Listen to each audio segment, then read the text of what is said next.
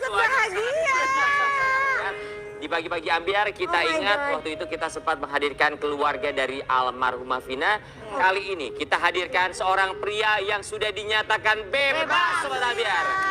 Wow, banyak sekali yang mendoakan di seluruh Indonesia. Di pagi-pagi ambiar kita hadirkan Peggy Setiawan dan juga kuasa hukumnya Bang Tony.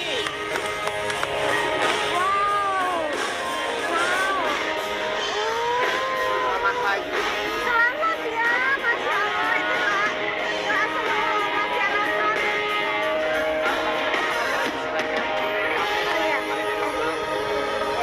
Mas Peggy, sini saya. Akhirnya kita berhasil mendatangkan Peggy Setiawan sobat ambiar. Mas Peggy di sini. Oke. Peggy, selamat pagi, selamat datang di pagi-pagi ambiar. Selamat pagi juga, selamat datang. Aduh, Mas Peggy, kalian tahu nggak sih bahwa kita semuanya itu mendoakan buat kamu? Iya. Bahkan mama aku lagi nonton ya. Pas tahu kamu divonis bebas, tahu nggak mama aku ngapain? Bikin tumpeng nasi kuning. Masya Allah. Kami semua di sini mengucapkan terima kasih. Peggy dan juga Bang Tony, kita juga kasih lihat ini dia cerita Peggy Setiawan yang akhirnya dibebaskan atas kasus Vina Cirebon. Iya. Silakan saya. Saya silakan duduk mana ya? Silakan. Kiker. Gonjang ganjing kasus Vina Cirebon sampai saat ini masih belum menemukan titik terang. Peggy Setiawan yang ditetapkan sebagai tersangka pada 21 Mei 2024 lalu dinyatakan batal dan tidak bersalah pada 8 Juli 2024 oleh hakim karena keputusan pra peradilan yang diterima dan dinyatakan tidak adanya bukti yang sah. Menimbang bahwa oleh karena sebagaimana fakta di persidangan tidak ditemukan bukti satupun yang menunjukkan bahwa pemohon dalam penyidikan yang dilakukan oleh termohon pernah dilakukan pemeriksaan sebagai calon tersangka sebelum ditetapkan sebagai tersangka oleh termohon, maka menurut hakim penetapan tersangka atas pemohon haruslah dinyatakan tidak sah dan dinyatakan batal demi hukum. Memerintahkan kepada termohon untuk melepaskan pemohon dari tahanan. Intinya permohonan pra peradilan dari pemohon dikabulkan. Berita ini sontak menjadi perbincangan warganet. Kepulangan Peggy ke kampung halaman sampai disambut meriah oleh masyarakat sekitar. Lantas siapa yang seharusnya jadi tersangka pada kasus ini? Dan bagaimanakah cerita dibebaskannya seorang Peggy Setiawan? Selengkapnya kita kupas tuntas hanya di pagi-pagi ambiar. Geger. Peggy Setiawan dan juga Bang Tony. Kita tahu kemarin bahwa di pra-peradilan Pengadilan Negeri Bandung ya, memang bukti dirasa kurang cukup sampai akhirnya dinyatakan bebas. Tapi sebelum kita bercerita jauh ke depan, kita mau flashback lagi, kita mau mundur lagi. Ketika akhirnya nama Peggy Setiawan ini dirilis sebagai daftar pencarian orang. Saat itu Peggy tahunya dari mana? Nama saya masuk sebagai DPO. DPO. Dari sosmed. Oh, dari sosmed. Dari sosmed. Ya Allah ya Rabbi. Saat itu Peggy sedang berada di Bandung. Bandung. Oke, ketika tahu masuk ke dalam daftar pencarian orang, apa yang dilakukan pertama kali oleh Peggy saat itu? Biasa aja sih, Pak. Soalnya kan saya Lagi kerja. Kerjanya apa? bangunan, kuli bangunan. Kuli bangunan. Jadi saya ngerasa biasa aja karena saya udah nggak ngerasa ngelakuin itu. Jadi ya udah santai aja. Itu juga bukan nama saya, kan nama saya Peggy Setiawan, namanya Peggy Perong. Terus alamat juga beda jauh, ciri-ciri juga beda gitu. Jadi ngerasa biasa aja Biasa karena aja. merasa tidak bersalah dan ngerasa itu bukan Bukan saya. saya gitu. Oke, sampai akhirnya pihak kepolisian menjemput secara langsung Peggy. Ya benar. Kaget dong waktu itu. Kaget. Kaget. Terus saya Apa yang saya lakukan gitu? Iya, saya sempat tanya terus ya mereka mungkin langsung mau bawa saya, terus ya udah saya pasrah aja kayak sebagai warga negara yang baik saya harus dihukum, harus mengikuti. Ini ada satu kalimat yang harus digarisbawahi. Sebagai warga negara yang baik, patuh akan hukum. Baik atau benar atau salahnya bisa dibuktikan di pengadilan ya. Benar. Kemudian dibawa ke Polda Jabar, betul? Polda Jabar. Berapa lama totalnya di Polda Jabar? 49 hari di sana. 49 hari. Selama 49 hari. 9 hari. Mas Peggy boleh cerita sama kita? Boleh. Yang Mas Peggy alami itu di sana seperti apa? Iya, di sana tuh ya alhamdulillah sih baik, meskipun dari awal pertama juga ada sedikit ya kekerasan, tapi alhamdulillah nggak berarti sih, cuma sedikit. Kekerasan apa? Kekerasan apa? Ya contoh misalnya ada pemukulan sedikit. Ada pemukulan. Iya, seperti itu. Maksudnya untuk ngaku. Mungkin terjadi seperti itu. Pemukulan, mohon maaf, bagian dilaku- tubuh mana? Ya bagian ini mata juga, muka juga ada, terus selebihnya itu ini sepertinya juga diinjak ada. Itu dilakukan Oleh salah satu ya polisi yang di sana lah, yang di ruang penyidikan. Abang Tony sebagai kuasa hukum mengetahui ini? Ya, setelah kami mendampingi, terutama Ibu Yanti ya, yang pertama itu memang sudah menceritakan. Jadi mendapatkan perlakuan yang kasar itu memang di awal. Setelah dilakukan penangkapan, kemudian dibawa ke markas Polda. Saya nggak tahu itu langsung diperiksa apa sebelum diperiksa. Langsung diperiksa. Langsung diperiksa, saat pemeriksaan itu ada perlakuan yang tadi diceritakan. Jadi begitu kami ya, Ibu Yanti dan Pak Adnan waktu itu datang bercerita memang. Cuma saat itu kan fokusnya kita bagaimana Peggy ini bukan masalah mempersoalkan penganiayaan ya, tapi bagaimana Peggy ini bisa bebas karena Peggy ini bukanlah pelaku. Saat kejadian ada di Bandung. Itu yang dipikirkan kami, sehingga ya sudahlah yang hal itu tetap nanti kan. Yang penting bagaimana kita meyakinkan kepada penyidik bahwa Peggy Setiawan ini bukanlah pelakunya. Pada saat kejadian Peggy Setiawan berada di Bandung. Di tahun 2016 itu ya? Iya, pada tahun 2016 itu. Peggy pasti kan awalnya ada satu perlawanan dari dalam diri sendiri karena merasa tidak melakukan hal tersebut. 49 hari. Sampai akhirnya merasa pasrah nggak sih? Aku dari awal juga ada optimis sih, kalau optimis kalau aku ngerasa bersalah, jadi aku nggak pernah takut. Jadi aku setiap berhadapan sama polisi yang nanya, aku nggak pernah takut, aku selalu jawab dengan apa adanya, selalu jawab dengan lantang. Bahkan teman-teman yang satu sel aja kamu nyorakin aku, kalau misalnya aku jawab, kamu hebat gini, kamu selalu konsisten jawaban aku. Karena aku memang seperti itu. memang tidak melakukan, bukan masalah konsisten atau tidak. Jadi tidak perlu mikir bohong. Kebohongan, tidak perlu memikirkan kebohongan. Ya, jadi salinan BAP, berita acara pemeriksaan yang kami terima dengan BAP tersangka, itu tidak ada satupun dia menjawab bahwa ada di TKP ya. Ya bahkan jangankan ada di TKP ya, artinya tidak ada oh iya saya melakukan, tidak ada. Di TKP pun tidak ada.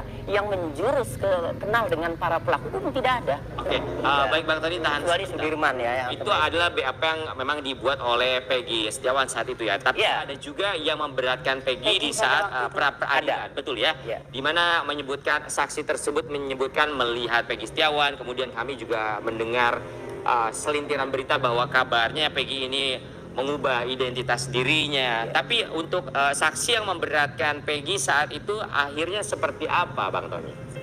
Ya, jadi salinan berita acara yang diterima itu pertama memang tidak ada satupun ya tindakan walaupun bukan jawab tidak mengaku ya, tetapi memang jawabannya natural. Memang dia tidak ada mengarah ke peristiwa pembunuhan. Kemudian ada saksi. Kalau saksi itu bukan di BAP-nya Peggy Setiawan ya, melainkan pada saat sidang pra-peradilan ketika penyidik Polda Jawa Barat selaku termohon menjawab permohonan pemohon kami Peggy Setiawan, mereka menjelaskan atau menjabarkan mengenai alat bukti yang digunakan oleh penyidik untuk menetapkan tersangka terhadap Peggy Setiawan. Apa alat buktinya? Alat buktinya adalah saksi. Saksi itu ada 13. Oke. Dua di antaranya yang memberatkan tadi adalah saksi Aep dan Sudirman. Nah, jadi Aep ini di 2016 pada saat ia bersaksi untuk 8 terpidana tidak pernah kesaksiannya itu mengarah kepada Peggy Setiawan. Oke, tahan sebentar Bang, kita juga mau kasih lihat yang pada akhirnya Peggy menantang saksi yang memberatkan saat pra-peradilan kemarin. Kita mau kasih lihat dari satu. Tantang Aep nih di kamera. Aep, kalau kamu laki-laki, ayo gentle. Kita debat bersama, ketemu apaan ketemu, kita atur waktu. Kamu jangan menyudutkan seseorang, jangan mematikan nama baik seseorang, dan jangan kamu mematikan masa depan seseorang. Kalau kamu gentle, tunjukkan. Jadi kamu menantang ya? Masih ada rasa dendam? Oh, kalau misalkan menantang saya, itu bukan menantang sih. Itu hanya hasil spontanitas kalau ya ekspresi kesenangan saya lah. Jadi saya gini, Bukan menantang secara bukan menantang secara fisik. Iya, betul. Bukan secara fisik, pembuktian. Maksudnya pembuktian. Verbal yang Iya. di mata hukum. Buktikan lah. Tidak memang pelaku buktikan. Jadi jika memang perkataan dia benar, kesaksian dia benar, ya buktikan, kita diskusi bareng, ketemu. Iya, gentle. Jadi kita berikan kesaksian yang sebenar-benarnya supaya tidak ada orang. Belum pernah. Belum pernah ketemu? Belum pernah sama sekali. Nggak kenal. Kenal aja enggak Kenal juga. Ya Allah. Bang Tony, apa sih bukti yang memberatkan dari pihak saksi tersebut? Buktinya apa? Apakah dia misalnya melihat Dia Peggy bilang. Setiawan di TKP atau apa yang kira-kira memberatkan? Baik, jadi kesaksian Aep di tahun 2016 ya memberi kesaksian terhadap 8 terpidana sehingga 8 terpidana itu dihukum, yang 7 seumur hidup, yang 1 8 tahun ya masih anak itu. Itu kesaksiannya tidak ada mengarah ke Peggy Setiawan, tidak ada. Ya. Belakangan setelah Peggy Setiawan ini ditangkap, Ya. kemudian terlihat dari BAP Aep ini yang ditambahkan tahun 2024. Baru dia memberikan kesaksian bahwa ia melihat Peggy Setiawan berada di TKP. Pada waktunya cukup jauh, Tidak ada. 2019 ke 2024. Tapi apakah sudah ada permintaan maaf, misalnya kalau tidak secara langsung dari saksi, dari keluarga atau kuasa hukumnya kepada Peggy? Ya enggak, ya menurut saya sih ya ditangkap saya di penjara, nggak bisa minta maaf nih. Nah, kalau di penjara baru tuh dia. Oke, itu kan pembuktian hukum. Tapi Iya. permintaan maaf secara langsung Ya apakah sudah ada? boro-boro minta maaf karena dia tetap kekeh, sekarang aja keberadaannya kan tidak diketahui. Oke. Itu maksud saya. Bang Tony Kecuali- juga- Keberadaannya Iya. tidak diketahui padahal kan pastinya sudah punya alamatnya dong secara jelas identitas dia. Kok bisa nggak ketahuan, Pak? Ya, jadi banyak sekali rekan-rekan media juga karena setelah Peggy Setiawan bebas, akhirnya Aep ini dicari karena yang memberikan kesaksian yang memberatkan, kan gitu. Akhirnya dicari, nggak ketemu, Ya. tidak ada di kediamannya di mana Cikarang. gitu Tapi ya. kan juga di sini di Indonesia ada lembaga perlindungan saksi ya. Iya. Abang tahan sebentar, kita juga mau kasih lihat ini ada satu artikel yang berhubungan dengan Bang Hotman Paris.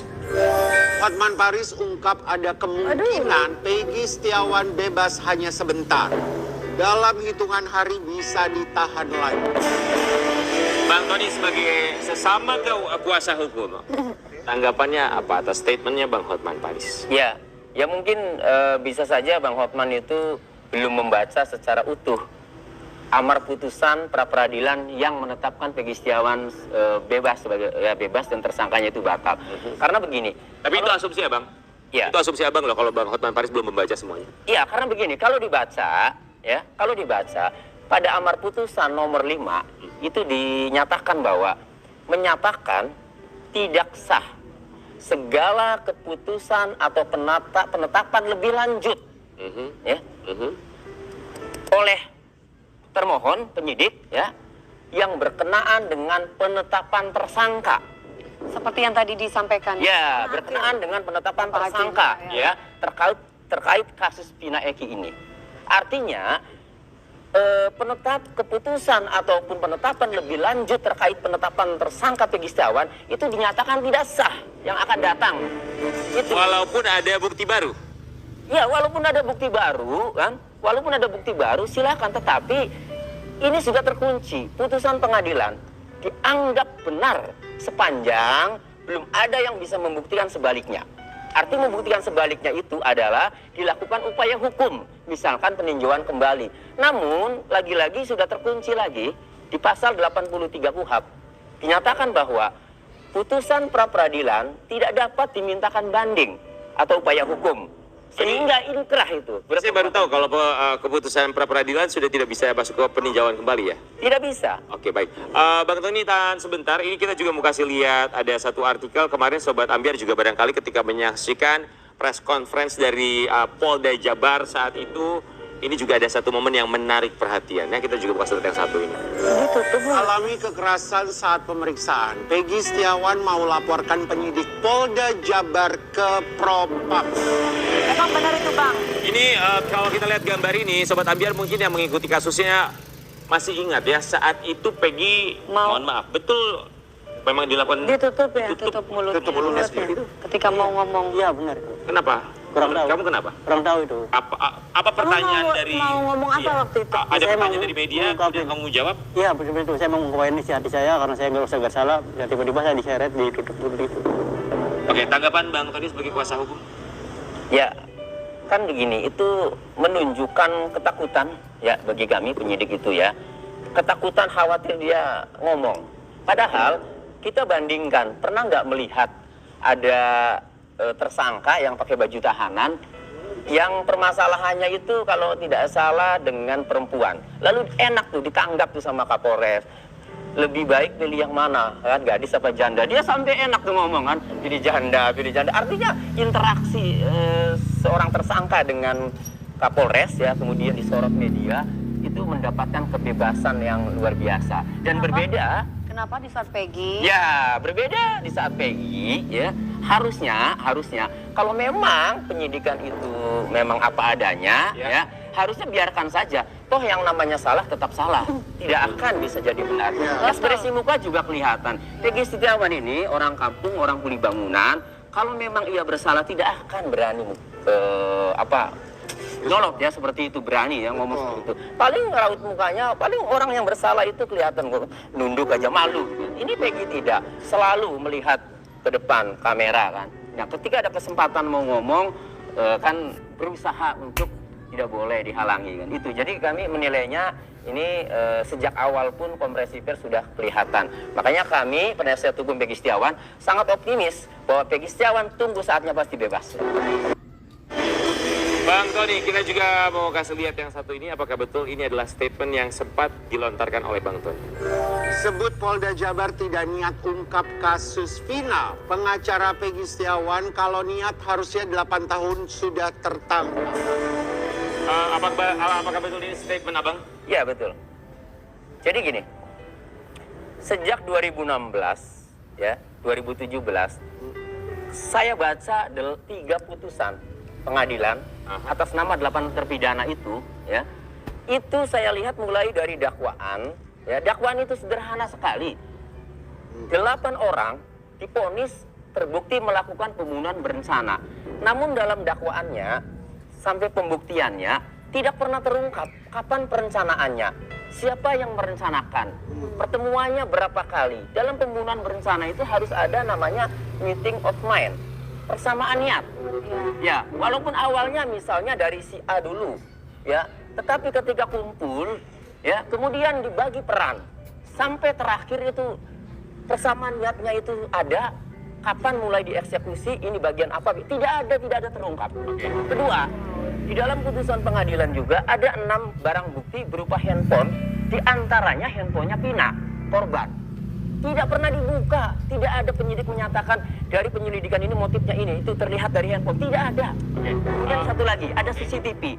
Ya, CCTV itu menurut 2 polisi yang anak buahnya Rudiana, bapaknya korban, itu berhasil mengecek CCTV di lokasi kejadian.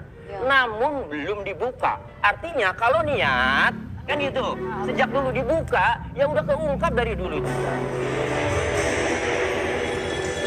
Jadi Abang menyimpulkan bahwa ini tidak adanya keniatan gitu? Iya. Oke, Bang, saya mau nanya sama Abang, sebagai kuasa hukum, apakah ada niatan untuk melaporkan balik? Siapa itu? Siapapun itu pada akhirnya. Oke, jadi yang kalau melaporkan itu kan pidana ya, yang kami pertimbangkan ini adalah melaporkan saudara Aib dan Sudirman. Karena gara-gara keterangan saksi. Ya, karena gara-gara keterangan Aib dan Sudirman, dan kami lihat sendiri dalam jawaban pra-peradilan Polda Jawa Barat, alat bukti yang digunakan untuk menetapkan tersangka Peggy Setiawan adalah diantaranya keterangan Aib dan Sudirman. Itu Dan valid. keduanya ini sampai sekarang juga tidak tahu keberadaannya. Ya, kalau Sudirman itu terpidana. Oh, sudah ada di dalam. Iya, di dalam. Teman SD. Ya, cuma lagi-lagi keterangan Sudirman di 2016 dengan keterangan Sudirman di 2024 berbeda. Seperti setelah ditangkap kemudian dicocok-cocokkan. Ya, baik. Bang Tony, terima kasih banyak, dan juga tentunya untuk Peggy Setiawan kami ucapkan terima kasih banyak, dan kita juga tentu saja atas apa yang kamu lewati selama ini kami turut prihatin. Tapi setidaknya hukum di Indonesia kita masih percaya bahwa yang benar akan benar, yang salah tetaplah akan menjadi Dan makasih juga buat para hakim yang masih memiliki hati nurani luar biasa untuk melihat kebenarannya.